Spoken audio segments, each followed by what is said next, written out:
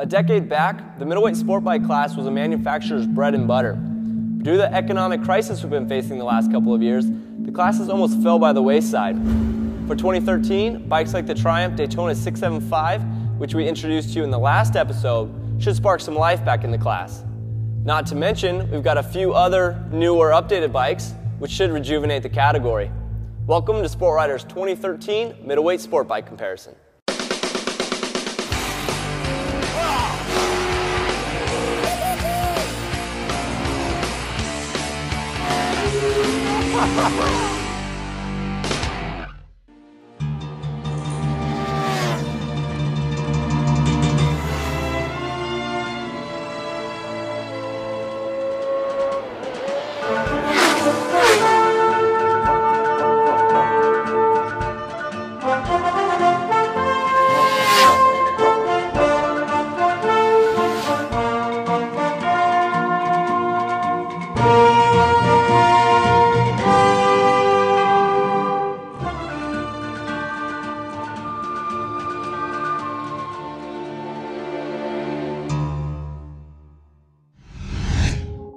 So in order to better see how these bikes compare, we loaded up our shop truck and headed to Willow Springs International Raceway in Rosemont, California, where we spend one day at the 2.5-mile big track and one day at the tighter streets of Willow.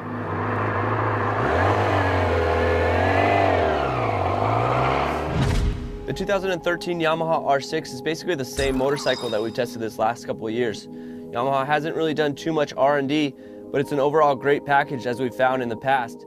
You can't help but forget that this bike is the least expensive motorcycle in this comparison too.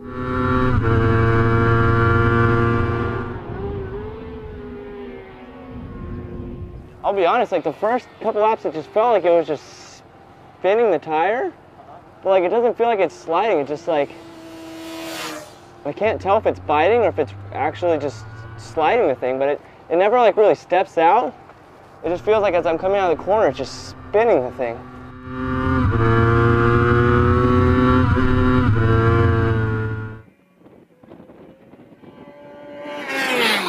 Yeah, I'd say just the problem is kind of just drive grip in a way, but I think it's more just kind of getting the feel for the rear and kind of getting that planet sensation. That's kind of what I'm looking for.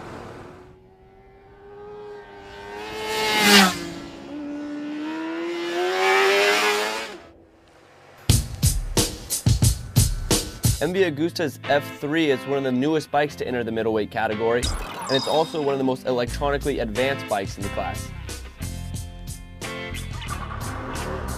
I guess I should know how to start it if I want to ride it.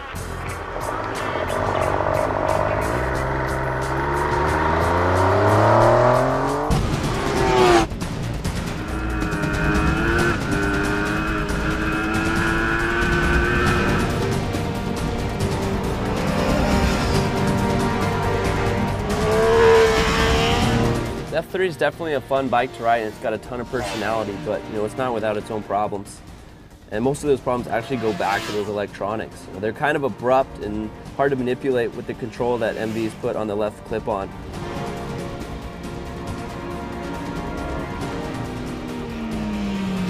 They do have a custom map though, so you can adjust throttle sensitivity, and that definitely helped over the course of the day.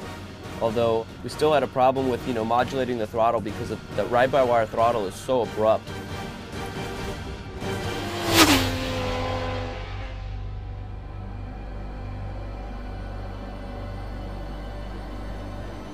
And in regards to power, I was definitely happy with the F3 engine, but at the same time, I didn't feel like the power delivery was very linear.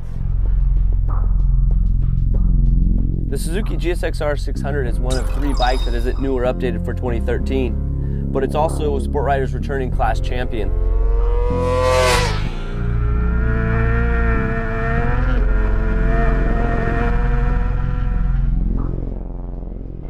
It's one of the most balanced bikes as far as between the brakes, the chassis, the engine. I mean, yeah, it's not the strongest engine, but it gets the job done, and it's the way it makes its power. It's really smooth, and it makes it everywhere where you want it, where it's got that nice little kick in the mid-range. It's kind of always in the RPM range where I want it. Some of the other ones, I'm like, okay, I wish it was kind of, carrying a couple more thousand here, or a couple thousand less here. It's always where I want it. And it also has some high dollar componentry like a well-developed Showa big piston fork and Brembo monoblock brakes, which we typically don't see on Japanese sport bikes. Overall, it's just, there's nothing that does bad really. I mean, you could always go for more horsepower, but. As I mentioned earlier, the Triumph Daytona 675 is all new for 2013, and the R model in particular is geared more toward track day use, thanks in part to some high-spec components, not the least of which are Brembo brakes and Öhlins suspension front and rear. And I think all you can really say about the Triumph is that it's so hard to find a fault in the package itself. Chassis is really stable, bike steers really quick, and that Öhlins suspension, I mean, it just works so flawlessly. I've got to admit though, the new Brembo brakes I'm not a huge fan of. I think last year's brakes were a little bit better. The big thing this year is that the bike's got ABS as standard. And I feel like that extra plumbing kind of robs a little bit of feel at the initial part of the lever pull.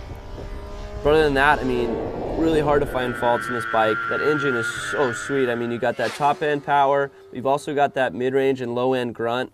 And I think it definitely holds an advantage on a bigger track when you compare it to a bike like the Honda CBR600, which just doesn't quite make the power that this thing does. A lot of tried and true middleweight class fans will say that the new Kawasaki ZX6R is a cheater bike by way of its 636cc displacement.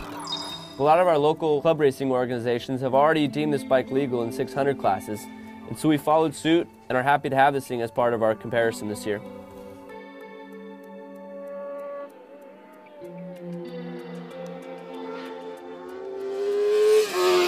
It's a way different feeling bike than any of the other ones out here.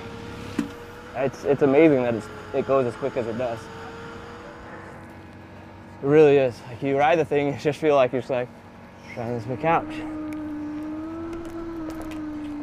It's real soft, moves around a bunch, and it's not even so much the suspension. You just kind of get this like almost this little bit of a like a wallow. You just got to be real gentle with it. It gets the job done.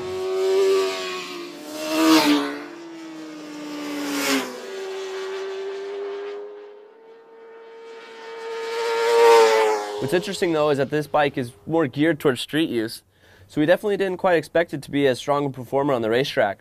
But lo and behold, this thing turned the fastest lap time at the big track. Ducatis are known to be a head turner, and the 2013 848 Evo Corsa SE is no exception to that rule. With its 849cc L-twin engine, this thing's guaranteed to be competitive in this class too, even if it is the most expensive bike in the category and comes in at just under $15,000. Overall, it's pretty rewarding to ride. I would say, like, what would be the first thing I say about it is like, it's fun, you know. It's got that character to it, and it works well. Yeah, it's got this kind of different feel to, you know, the Japanese bikes or even the 3-cylinders. Kind of got to get used to, you know, just the ergonomics and everything of it, and it's just the character of the frame and everything. But once you kind of come to grips with it, I mean, I could see how these things, you know, get competitive in race trim for sure.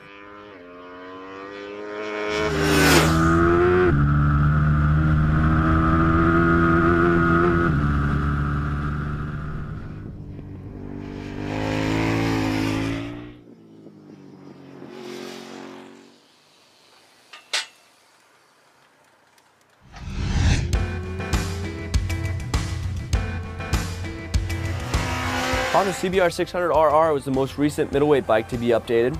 For 2013, it features a new Showa big piston fork, body panels that are a little bit fresher in design, and some ECU updates that are intended to make the bike's fueling a little bit smoother. We can't forget to mention though that the Honda only made around 97 horsepower when strapped to our dyno. That's pretty unimpressive when you compare it to the other 600s in this category. There's really nothing that it does bad. I just say it's just lacking in a couple areas. As far as the power being one of them. There's a little bit of like a numbness in the brakes compared to the other ones. You just kind of don't get a lot of feel through the lever. So that kind of just felt a little different getting into like 1. Yeah, I'd say just a lot of it's just that front end, just diving the thing into the corner. 9, 8, because there's a couple I got markers in 9, and I go to the same marker on this bike and I get in there, I'm just like, at first you throw the thing in and it's like, okay. And then all of a sudden just kind of like, toward the front end. Like it's not like it's pushing, running wide or anything. It just doesn't settle. Like, I just need that light.